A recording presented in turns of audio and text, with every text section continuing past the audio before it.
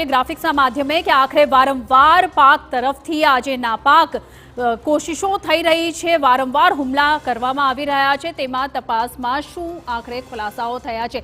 હુમલામાં ફોરેન ટેરરિસ્ટના સામેલ હોવાના પુરાવા મળી આવ્યા છે। આ ખૂબ જ મહત્વના સમાચાર છે।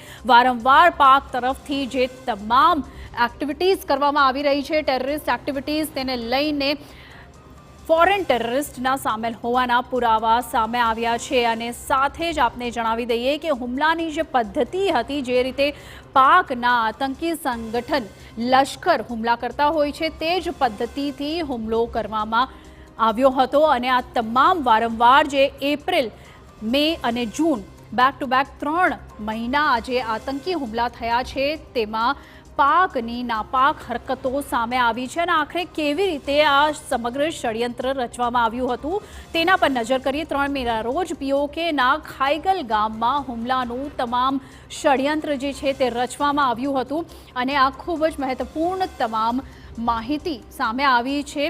સાથે જ આપને જણાવી દઈએ, અબ્દુલ વહાબ જે છે તેમને 300થી 400 જેહાદી એકઠા કર્યા હતા અને તમામ લોકોને ઉકસાવવામાં આવ્યા હતા અને સાથે જ આ રીતે તમામ ષડયંત્ર રચવામાં આવ્યું હતું।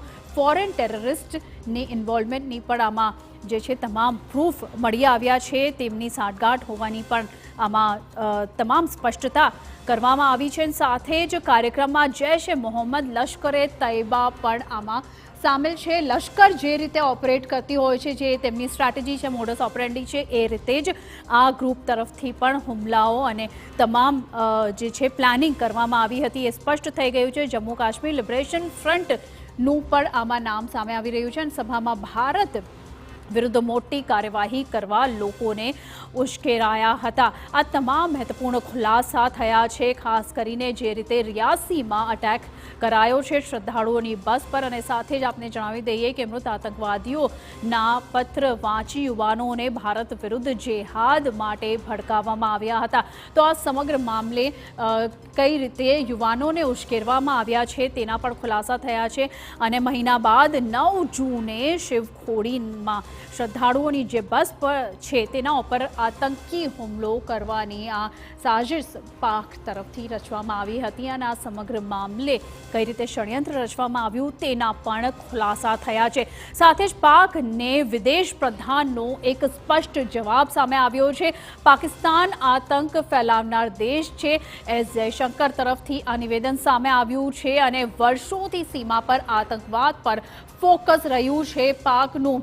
પાકને વિદેશ પ્રધાનનો આ સ્પષ્ટ જવાબ સામે આવ્યો છે અને સાથે જ પાડોશોની નીતિ આતંકવાદી ન હોવી જોઈએ સામે નિવેદન આપ્યું છે એસ જયશંકરે।